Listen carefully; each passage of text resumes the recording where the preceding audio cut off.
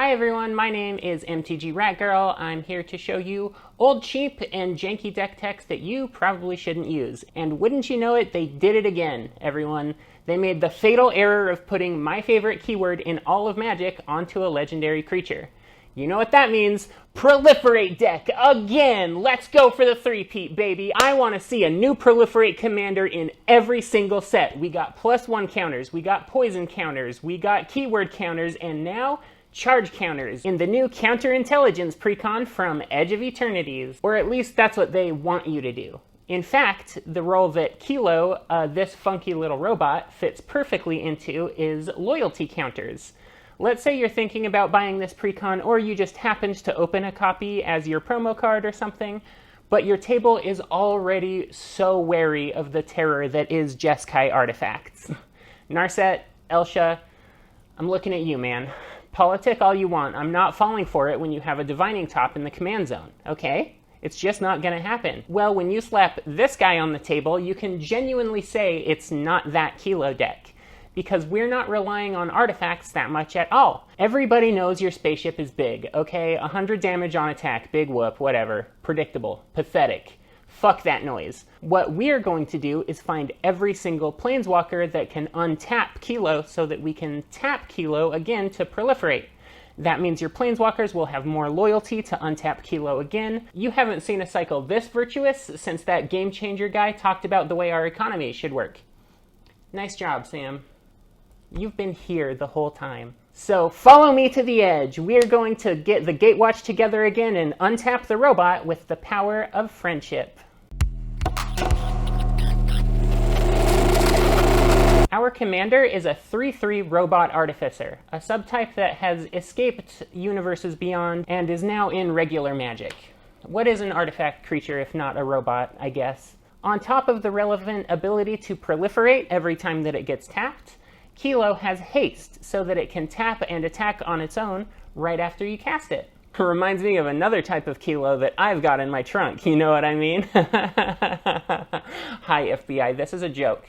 What isn't a joke, though, is the amount of cheap planeswalkers that tick up to untap some creatures. These usually aren't very good on their own, but Kilo's ability to keep tapping again to further tick up the walkers is a huge boost in utility for them. This is the perfect time to pull out your bulk box and rummage through the box at your LGS to get some use out of that 99-cent Gideon that doesn't go anywhere else in the world.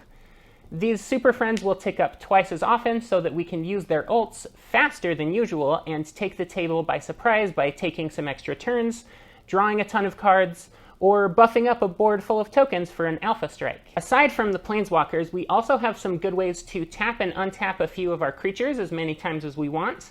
There are a handful of ways that turn that action into a win on the spot with some combination of infinite cards, mana, or raw damage. While these combos do exist in our list, we don't have a lot of ways to tutor them or to guarantee that we draw into them, and that is because most planeswalkers are great value pieces on their own. They're notorious for a reason, and if you manage to stick 2 or 3 of them, there are definitely ways to overwhelm a table full of opponents with sheer value by proliferating once a turn and just chilling. Saheeli, Sublime Artificer, Zariel, the Eternal Wanderer, or Tezzeret, Betrayer of Flesh, should help you establish and control the board pretty well. Nahiri the Harbinger, Narset, Parter of Veils, and Saheeli Filigree Master are mostly here to get us ahead on cards, but they can be powerhouses for removal and board presence as well. Planeswalkers are flexible, and they're even stronger when you get them together. You get the point. There are 1,000 combinations of these that will dominate any given game state and protect themselves with expendable creature tokens.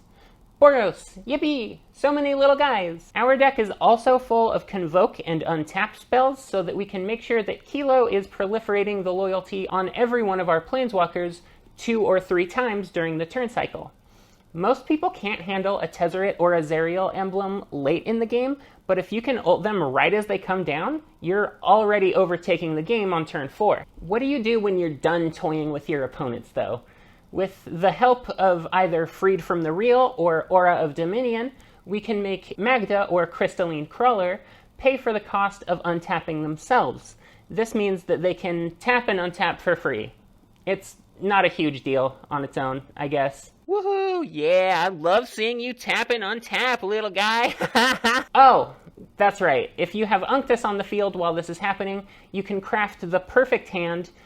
And if you manage to get Karn's emblem out there, the crawler becomes a Gatling gun that can immediately mow down the rest of the table. Speaking of everyone's favorite dwarf, by the way, Magda can also make infinite treasure tokens if you see her along with an unwinding clock and something that turns her into an artifact. We've already seen Unctus do that job pretty well, and Liquimetal Torque can do the same thing. In games where you don't see Magda, this is a good mana rock on its own. Okay. That's how you win the game. Now you're prepared to net deck this list if you feel like it. The link is down there in the description. Go have fun. If you want the entire rundown, though, let's talk about untapping our commander for value. The Untapper. Bro, it's the Untapper. The cool thing about most of the combo pieces we talked about earlier is that they generate good value with Kilo, even if you can't make a closed loop of treasures and cards and other bullshit. Either of the auras that we talked about are decent if we suit up our commander with it, and Clock of Omens can tap and then untap Kilo as long as you have any other artifact sitting around. Our planeswalkers who tick up to untap Kilo are Gideon, Martial Paragon, Jace, Ingenious Mind, Ralzeric, and two different Teferis. Teferi, who slows the sunset, has an especially effective tick up ability because it gives you the option of untapping Kilo, targeting him either as an artifact or creature. This means that you can target an artifact or a creature that an opponent controls and keep it tapped down during your own turn. It's not hard removal, but it's also not nothing, you know? Ralzeric does a very similar type of soft removal, plus both of these time-warping planeswalkers have ultimates that will put you way ahead on resources.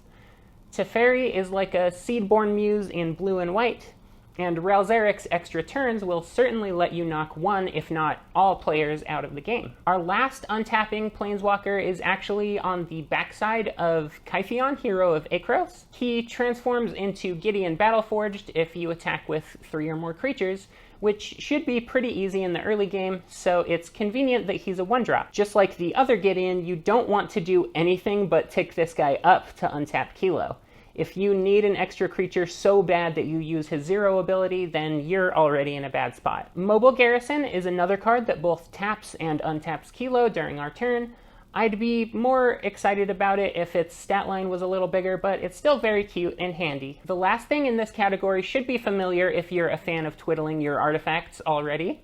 I'm not going to judge, it's not my thing, but I'm not going to tell you what to do in your own house, okay? Manifold Key and Voltaic Key each untap Kilo for 1 mana, and Manifold Key even lets us swing into an opponent for free if we manage to make a really big body with, let's say, a Saheeli Filigree Master or Vronos. Voltaic Servant is really handy since it untaps Kilo during our end step, so we're always threatening to tap it again for Convoke spells or Clock of Omens value, or something really scary and ominous like that. Speaking of Convoke spells, interaction.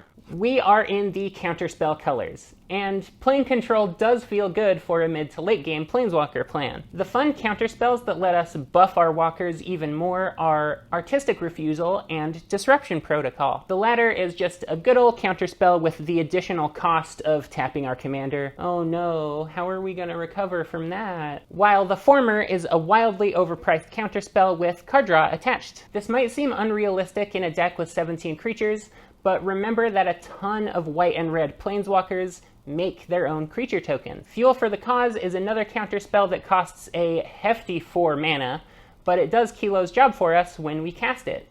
That's denial and advantage at the same time. Because Kilo is sure to become a problem, and our game plan is not exactly subtle, we are also going to need a few ways to stop it from being removed. Ephemeral Shields will give a creature indestructible, saving it from a board wipe or a murder-style removal spell. Plus, that Convoke keyword means that we're pumping our planeswalkers while we do it. Goldforged Thopteryx is really fun because it not only protects Kilo, but gives all of our planeswalkers Ward 2. You hear that, black players? No more Bitter Triumph or Annihilating Glare over here. You can stick that archenemy's charm right in your Super Void. Vronos is another planeswalker who protects other walkers as they tick up. Plus, like many of our other planeswalkers, they have a removal spell as their tick down ability. Phasing out until our next turn means that the walkers that we choose won't be able to be targeted or attacked, but it also means that they won't be able to have their loyalty counters proliferated during other people's turns, so choose wisely. Lastly, when we need a panic button, we have Calamity of Cinders and Collective Effort. This spell has Escalate, which is sort of like Convoke. It has 3 modes, and because we actively want to tap Kilo down when we cast it, you will certainly be getting 2 of them. If you manage to tap another creature on top of that as its casting cost, you'll be able to zap the biggest creature on board, nix an enchantment, and get a bunch of +1 counters that you can proliferate later. Seems like it's worth 3 mana to me. Calamity of Cinders is a board wipe that also has Convoke, so you'll be able to save your board and stop that other creature tokens player from winning the game on their next turn. Bodies, bodies, bodies. For all of those Convoke spells that we just went over, you're going to need bodies on the field. It also helps to try and have a few chump blockers around to stop those green and red players from immediately smashing your planeswalker's face in. It's not satisfying for them if you don't make them work for it, you know? You gotta give them something to work around. To this end, we've got a few planeswalkers that make creatures for us as long as they stick around. Elspeth, Sun's Champion, makes 3 creatures on her tick up, and her tick down is a decent removal spell for anyone who gets too invested in punching our other planeswalkers to death. Saheeli, Sublime Artificer, has a massively impactful static ability for a deck that is dependent on casting a bunch of artifacts and planeswalkers. That's us! Whoa! Her tick down also lets us turn our artifacts into copies of the best thing on the board. Usually you would only get 2 activations of this, but thanks to Kilo, you should be pretty comfortable doing it every single turn. Kilo also lets us take advantage of the Eternal Wander's 0 ability while still working towards her ultimate. A double striking 2/2 every turn is not bad at all, and if you really need to, you can get an opponent's creature out of the way for an attack by ticking her up. This ability effectively untaps one of your artifacts on your second main phase, if that happens to be more useful for you at the time. Zerial is the last walker that makes bodies for us, but they're spicy. Literally. They burn your opponents when they die. You probably never want to tick her up, but getting multiple of those emblems from her ult is potentially devastating. That is, if you can build up a decent-sized board. For example, with any of these planeswalkers and Kaith, Famed Mechanist. Letting your creatures come in with an additional 1/1 token is great for protecting your planeswalkers, as well as fueling some Convoke spells. Once you've made a few Samurai or Devils, then she can also populate them, or help your walkers work towards their ultimate abilities. She's so perfect for a Super Friends deck like this that I'm shocked I've never seen her outside of the precon that she was printed in. Invasion of Segovia makes a couple bodies when it comes down, which is pretty handy, but what we're really after is its backside. If you manage to do 4 damage to this battle, you'll be rewarded with a hand full of Convoke spells for the rest of the game. As if that wasn't good enough on its own, you'll also get to untap 4 creatures during your end step. So Kilo will always be proliferating your planeswalkers before your turn comes around again. Sparkshaper Visionary turns your planeswalkers into creatures without opening them up to targeted removal. And it helps you cast all of your Convoke spells, such as Wildfire Awakener. This guy gives you a ton of extra bodies that potentially present a win condition.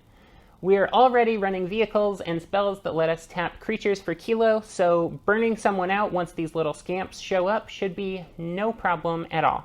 Mana. Since it helps to tap down Kilo and a bunch of elementals to win, we've also got Relic of Legends and Springleaf Drum. They make us mana and also give us an excuse to turn that sumbitch sideways! They should call them Stone Cold stun counters, am I right? Since Kilo will also be proliferating a bunch, it would be a crime not to run all of the mana rocks that collect charge counters. You will always cast Astral Cornucopia and Everflowing Chalice for the price that puts 1 charge counter on them. Let Kilo do the rest and cast some 6 mana planeswalkers like it's nothing.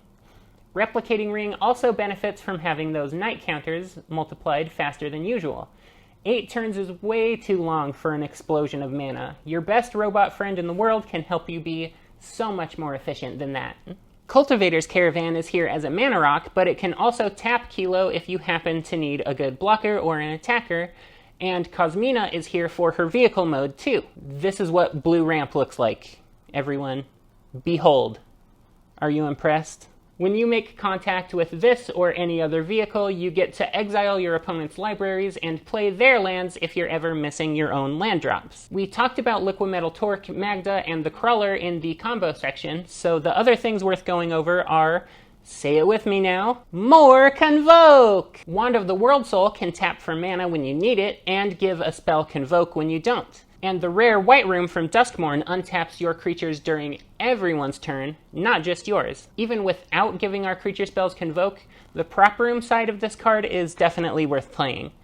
This card is still stuck below $1.50, which has to mean that it's being underplayed, I imagine. Right? I can't believe this one snuck past me. I'm putting it in every white commander deck I own. Also, you know non-green Rampant Growth is here. I guess it's fine. Whatever. God, I miss her so much. Card draw. Okay, we want all of our card draw pieces to either tap or untap Kilo while we're drawing, right? Except for me. That's right, Karn. You're here because you're my special little guy. And you end the game really fast. Please nobody tell him that I'm using him as a weapon of mass destruction, alright? Meeting of the Minds is a Convoke draw spell, and Party Thrasher lets us cast the top 2 cards of our library with Convoke. Since being able to tap our creatures is an upside for us, this spell is better than a Faithless Looting every turn. The Indomitable is passive card draw that allows Kilo to tap to crew it. We don't care so much about that last ability, but it does have the tiniest chance of being relevant since there are, in fact, 4 or 5 vehicles in this list. Quicksmith Spy and Saheeli Filigree Master both allow us to directly tap Kilo for card draw. Cool, right? And Quicksmith pairs perfectly with our commander because she allows us a free tap outlet and rewards us for doing it. Unctus guy just turned me into an artifact. Grand Metatect is another card that will passively give us card selection while we're spinning our robot around in circles. Nahiri the Harbinger, Tezzeret Betrayer of Flesh, and Narset Parter of Veils are here to be proliferated while doing a decent job of selecting our hand too. Narset is the only game changer in the deck, but Kilo giving her the ability to tick down more than 3 times was just too fun for me to pass up. Nahiri, Tezzeret, and Karn get really scary when they ult as well. Finding a combo piece and then using one of the metal boys to use as a payoff for said combo means that these are all really worth including. You'll get there a lot faster than you think. More counters. I know that we have proliferating in the command zone and that we don't strictly need these cards, but I like them, okay? Come on, at least let me have a few. Plus, if Kilo gets killed because everyone is suddenly super scared of my favorite way to play dice,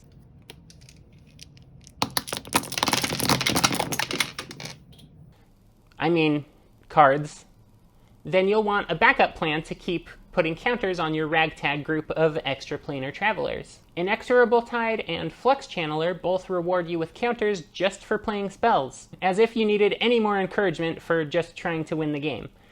Channeler only counts non-creature spells, which is totally fine for a deck where most of our creatures come from these guys. Ickermoon Gauntlet has a powered-down version of this effect, but also gives our walkers some unique abilities. Being able to proliferate for free if we aren't activating any other loyalty ability is pretty cute, and the -12 ability will make any underutilized planeswalker into a time-traveling powerhouse. It is the most expensive card in the list, but it's so on theme that I didn't think that I could do without it.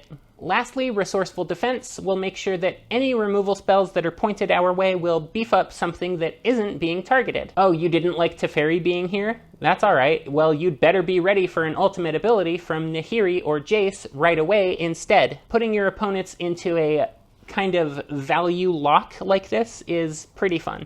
Upgrades. Now, some of you, like 2 or 3 of you, not even close to most of you, might be saying to yourself, Cass, I'm made of money, or I love proxying, and I need this deck to win. I will not know rest until I hear the death rattle of those who dared invite me into their homes for kitchen table magic at a casual commander game.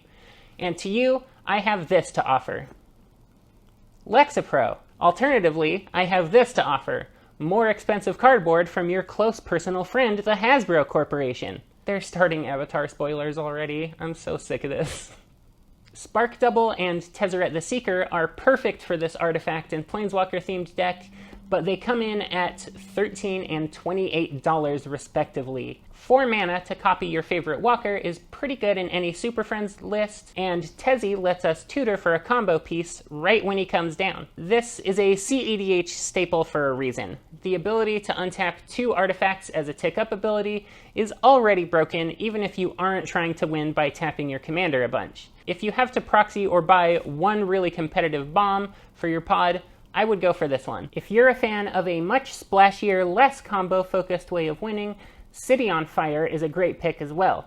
That mana cost of 8 should look more like 2 or 3 if you're casting it at the right time, and it gives this spunky little team of tokens the boost that they need to actually close out. Pairing this with Flame Fusillade, our other potential finisher, should let you burn 3 opponents out with a decent board instead of relying on the infinite untap combos. Imposter Mech and Patriarch's Seal are some effective ways of tapping or untapping Kilo that run about $6 each, and Rings of Brighthearth is an absolutely classic commander staple. People will know that you're up to something as soon as you pull this out, but to be fair, it does make a mana positive loop and untap every artifact on your board as much as you want. Here's what you need to do it.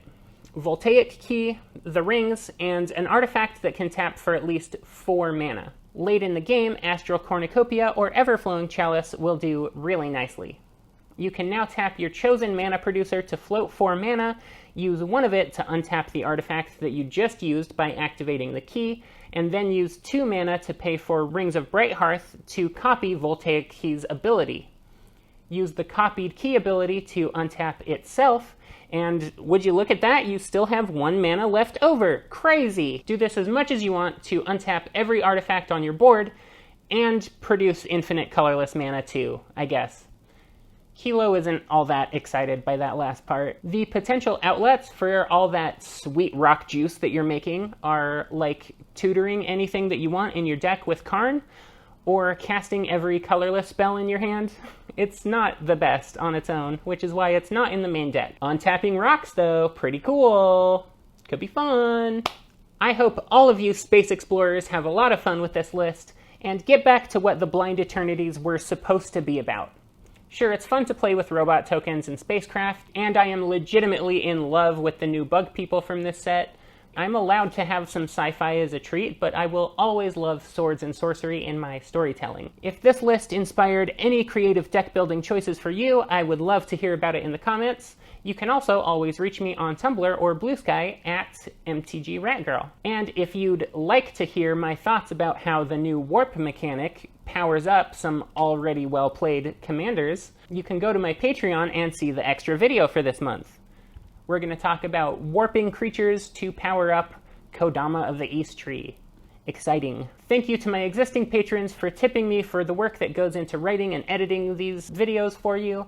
You're the best, and all of you are so cute. I get to say that because I know a bunch of them personally. If you would also like to be so cute, you can find my Patreon right down there.